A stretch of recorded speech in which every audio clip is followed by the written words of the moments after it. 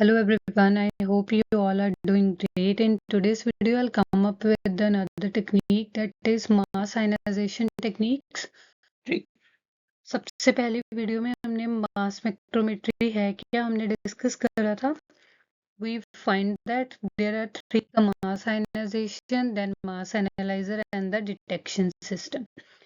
तो अभी हम आज इस वीडियो में वो या मास टेक्निक्स. तो अभी टेक्निक्स कौन कौन सी हैं? FAB, EI, ESI, MALDI, CI and APCI. Let's discuss these techniques one by one. फिर हमें एनालाइज होएगा कि हम करना क्या चाह रहे हैं. अभी हमने जब मास स्पेक्ट्रोमेट्री रीड आउट करा था तो वी फाइंड आउट दैट कि वहाँ पर जो हमारे पास आयनाइजेशन होने के बाद हमारे किसी भी कंपाउंड की then that will be sent to the mass analyser. तो अभी उन कंपाउंड्स की या उस कंपोनेंट को ब्रेक करने के वेरियस तरीके हैं. जैसे उसको आयनाइज करने के वेरियस मेथड्स हैं. तो ये मेथड सबसे पहले हम यूज़ करते हैं EI सबसे इजीएस्ट मेथड है. तो वेपराइज सैंपल को क्या करोगे आप, एक बीम ऑफ इलेक्ट्रॉन्स के से पास करोगे. वो बीम अप्रॉक्स 70 इलेक्ट्रॉन वोल्ट की एनर्जी वाली बीम होगी. So that will be that beam strike with the our sample molecules, then leaving a positively charged radical. तो अभी मास स्पेक्ट्रोस्कोपी की जो स्पेक्ट्रोमेट्री है वो बेसिकली किनको डिटेक्ट करती है? जो आयनाइज होते हैं, जिनको रेडिकल कटायन हो गया, रेडिकल अनायन हो गया. मतलब mass spectrometry works over the radical cations और रेडिकल अनायंस. तो रेडिकल कटायंस तो न्यूट्रल मॉलिक्यूल्स को हम कैसे आयनाइज कर रहे हैं? तो ये वेरियस टेक्निक्स है, क्योंकि जो हमारे पास हमारे नेचर के अंदर मॉलिक्यूल्स है they all are neutral, that's why they are stable, right. तो हम बेसिकली उनको क्या कर रहे हैं, पहले अनस्टेबल कर रहे हैं to in order to get our desired spectra. तो सबसे पहली टेक्निक क्या आ गई? Electron ionisation. तो इसमें क्या करोगे, बीम ऑफ इलेक्ट्रॉन्स हम उस पर बम्बार्ड करते हैं अपने सैंपल के ऊपर. दैट तो उसमें से कुछ इलेक्ट्रॉन हमारा सैंपल क्या कर लेता है, एब्जॉर्ब कर लेता है. तो जब वो उसको एब्जॉर्ब कर लेता है, it changes into a radical cation और अ रेडिकल एनायन. क्लियर? तो इसमें इसको हम बेसिकली हार्ड आयनाइजेशन टेक्निक बोलते हैं. This molecular ion is typically unstable and undergo decomposition or rearrangement to produce a fragment ions. तो अभी क्या हुआ, हमने उसको डिस्टेबलाइज कर लिया. अब वो जो डिस्टेबलाइज्ड आयन है या कैटायन है वो क्या करेगा, फर्दर फ्रेगमेंटाइज करेगा खुद को वेरियस मॉलिक्यूलर साइज्ड आयंस में in order to get some stability. तो ये सैंपल, इसके लिए हमें क्या चाहिए, वॉलेटाइल चाहिए और थर्मली क्या चाहिए, स्टेबल चाहिए. Next technique is the ESI technique. इसमें क्या करते हैं, it is use to generate ions from the liquid samples. तो वो बेसिकली हमारे पास थर्मली स्टेबल और वॉलेटाइल सैंपल के लिए था, ये लिक्विड सैंपल के लिए है. By applying a high voltage to the liquid sample to create an aerosol. Aerosol का मतलब क्या है, जो एयर के मॉलिक्यूल्स को, जो कोलाइडल साइज के पार्टिकल्स होते हैं, that we call it as a aerosol.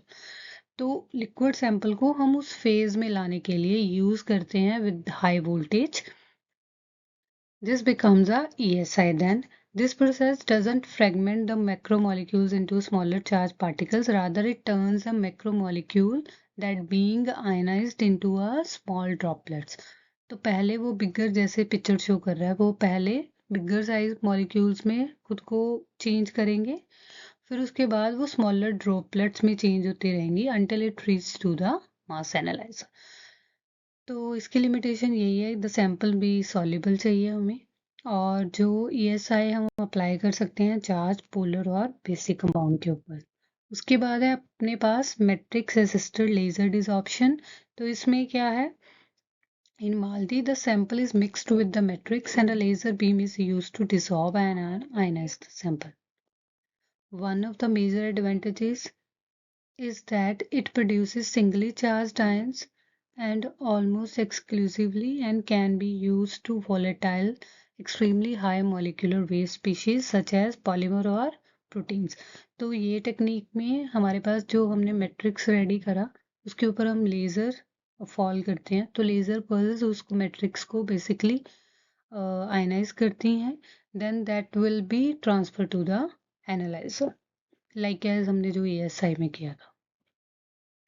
CI में हम हमारे पास इस टेक्निक के अंदर हम हमारे चैम्बर को रिएजेंट गैस के साथ फिल करके रखते हैं। जो रिएजेंट गैस है वो फर्दर आयनाइज है, वो with the species such as CH5+ और NO2 का कॉम्बो बना के, तो उसके साथ वो आयनाइज की हुई है। तो जब हमारा जो सैंपल है उसके साथ इंटरेक्ट करता है, that will turn into a pseudo molecular ion, either of M+H species or either of M-H. CI does not involve radical reactions, so fragmentation of the sample is generally much lower in that case. APSI में हम atomic pressure use करते हैं, तो liquid को with the help of heater और nebulizer gas के through हम ultimately provide करते हैं corona discharge, then it will pass into the analyzer. It is a technique which operates at the atmospheric pressure where the sample is ionized by the reaction with the reagent ions in a gas phase. Inductively coupled हमारे पास ज़्यादातर advance technique है which we are using recently. तो यहाँ पर plasma torch जो various जिसका जो plasma का जो टेम्परेचर है it's approx about 10,000 degree Celsius, various region के पास जैसे 6,000 6,500, तो जो हमारी फ्लेम है उसका टेम्परेचर जैसे जैसे वो पास करता है उसका टेम्परेचर वैसे वैसे चेंज होता है, that will convert into a plasma which then transfer into a analyser. तो ये जो हमारे पास सेटअप है, सैंपल हमने फ्लो करा, आर्गन गैस, इलेक्ट्रिक फील्ड और मैग्नेटिक फील्ड के से हमारा जो मोशन है सैंपल या जो आयंस हैं दे आर साइक्लोट्रॉनिक और स्पाइरल मोशन होएगा। उसके बाद these can be transfer to the induction coils, जिसकी हेल्प से that will be convert into a plasma.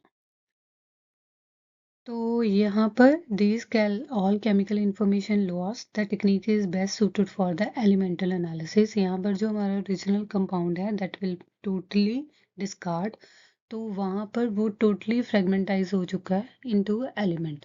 तो अगर हमने एलिमेंट को डिटेक्ट करना है तो with the help of mass spectrometry then we will use this.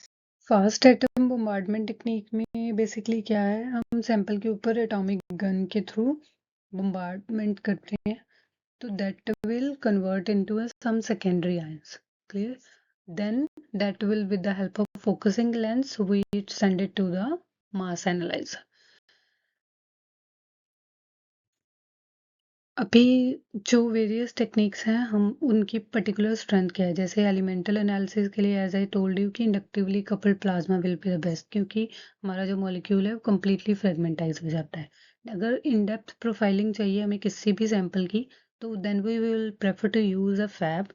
And chemical speciation के लिए कंपोनेंट के एनालिसिस के लिए we will use electron impact technique most of the time, and molecular species के आइडेंटिफिकेशन के लिए कॉमन सॉल्वेंट को use करते हुए then we will prefer to have ESI।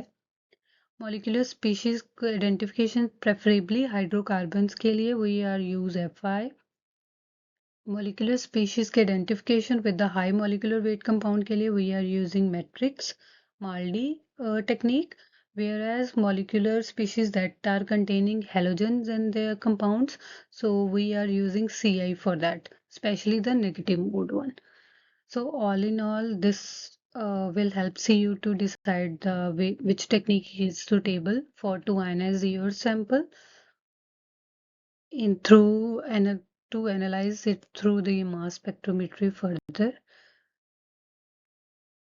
Thank you so much.